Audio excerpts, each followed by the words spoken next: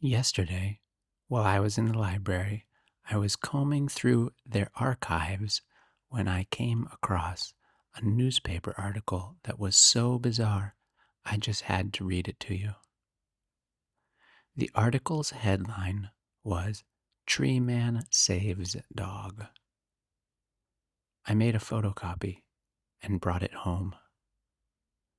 I'm in the living room and I've got my coffee in front of me here on the coffee table. This is the article I found. Tree Man Saves Dog. When Elliot was just 9 years old, he woke one morning to discover an oak sapling had sprouted just behind his ear.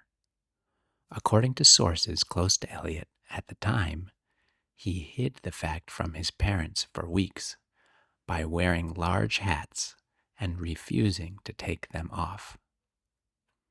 At first, he cut the sapling, and when he couldn't find a way to stop it, he went to the school library and studied how to tend bonsai from a book.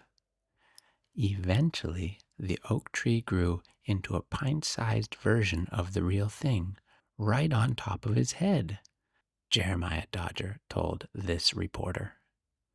I just couldn't believe it. But hand to heart, swear to all that's holy, it was real. Elliot suffered for his odd anatomy. He was picked on at school and struggled to make friends. He got in fights, but he wasn't an athletic boy and he usually lost them. Elliot ran away from home when he was 15, and little is known about him during this period. When he was 18, Elliot appeared in New York City police records for disturbing the peace. He was living in Central Park, and we were able to track down a cohabitant from the time who has spoken to us on condition of anonymity. Elliot was a sweet boy when I knew him. Never hurt anyone. Never got in fights. Never did drugs. Nothing like that. He was a sweet boy. Everyone in the park liked him. He kept himself to himself, right? But he never caused trouble. Couldn't believe the tree coming out of his head, even after I saw it with my own eyes, though. A real conversation stopper. Never seen nothing like that. I think the police just picked him up because people were scared to go near him. That's all. After this, Elliot disappeared from public records again until earlier this month when he aided in the rescue of a dog trapped in a tree. Poochie, an 8-year-old Chihuahua, got stuck in a tree when her 11-year-old owner climbed up with her in his arms and fell from the big oak tree and broke his leg. He was rushed to the hospital, but Poochie was left up in the tree. She couldn't get down. According to witnesses present, after the boy was taken to the hospital, a young man with a tree growing out of his head heard the yapping dog and climbed the tree to save it. If this story isn't crazy enough yet, this is where it really takes a left turn. The article continues. One witness says the young man was slowly eaten by the oak tree. Another says that he wasn't eaten, he grew into it. A third says it looked like his hands and legs were becoming pretty oak-y on the way up. But by the time he was coming down, he was pretty much a moving part of the tree.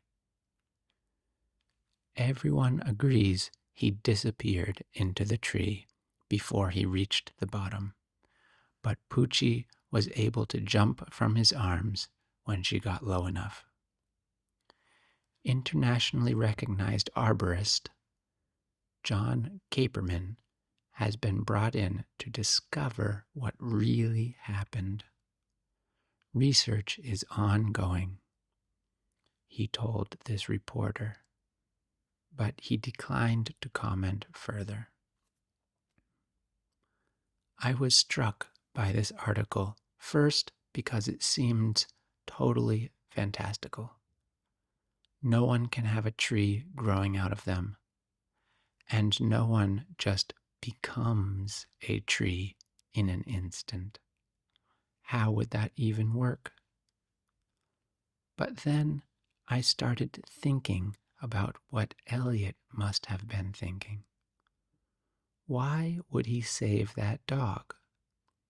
He must have known he would lose himself to the bigger oak like some kind of human graft, right? He'd been living in parks and around trees.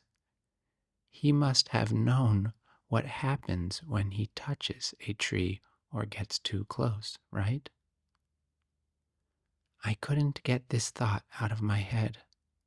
That's why I photocopied the article, and that's why I read it to you just now.